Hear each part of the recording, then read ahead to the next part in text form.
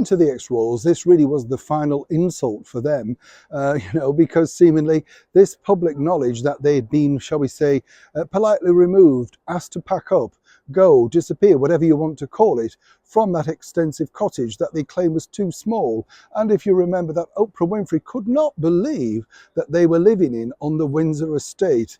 Yes, quite literally round the corner from Her Majesty the Queen. Well, seemingly for Harry and Meghan, this was a major turning point. As ever though, let me explain.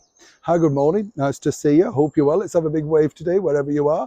Yes, keep well, keep safe, whatever you're doing. Someone said to me, by the way, the other day, you do have to laugh at people. They said, oh, when you're talking, we just want you to get on with the story. As I said to you many times before, that's your choice. You can either skip along or don't watch, or join somebody's other channel where you pay to get their stories. We're bringing you this exclusive and free.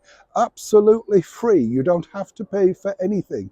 And the bottom line is, when people say to me, well, why don't you just tell the story? That's fine, but I like talking to people.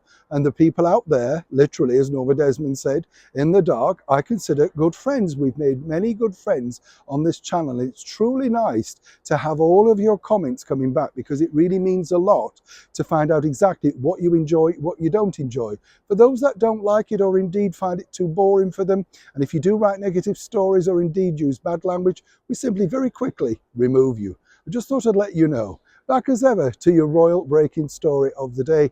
This was the big story, wasn't it, when you think about it, because everybody was kind of shocked that really publicly the king had decided enough was enough, and that Frogmore Cottage, in his new slimmed down version of events, needed to be brought back into the royal fold, and rightly so.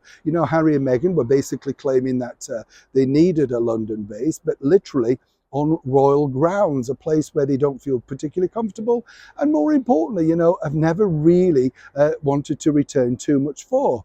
The whole particular situation with Harry and Meghan at Frogmore is very fraught in itself, because there are those very misguided stories about the Queen popping back and forth for this mysterious visit to meet Lilibet during the Platinum Jubilee, when we knew she had mobility issues, and so how on earth was she doing that so frequently as they were basically claiming?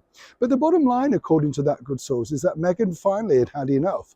As ever, we have to say allegedly, because when this was put out to the media that this was the case, and it has to be, the king has to be seen to be doing something to make sure that the monarchy is economical, particularly in these cost of living times. We know, of course, he's kindly donated over 250 million from his duchy, but the bottom line is people still look and say, where's the money going?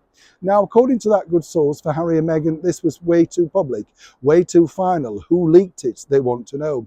Strange to think, isn't it, that Harry and Meghan are upset by these particular stories that are literally put out through the communications department, when they themselves seemingly pop up randomly with awards, pictures of their children, docu-series, without any warning at all. And basically, according to a very good source, it does appear that they're now getting a taste for their own medicine. But the final straw, apparently, for Meghan was simply that this was so public. To be evicted on the public stage didn't look good, didn't seem nice. And where now could Harry and Meghan have a safe haven each time they came back to London?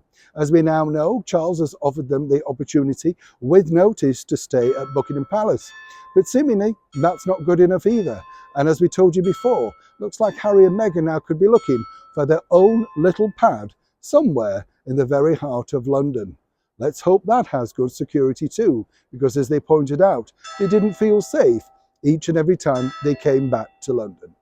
Strange times we live in, literally, with two celebrities known as two ex-royals. Neil Sean in the very heart of London.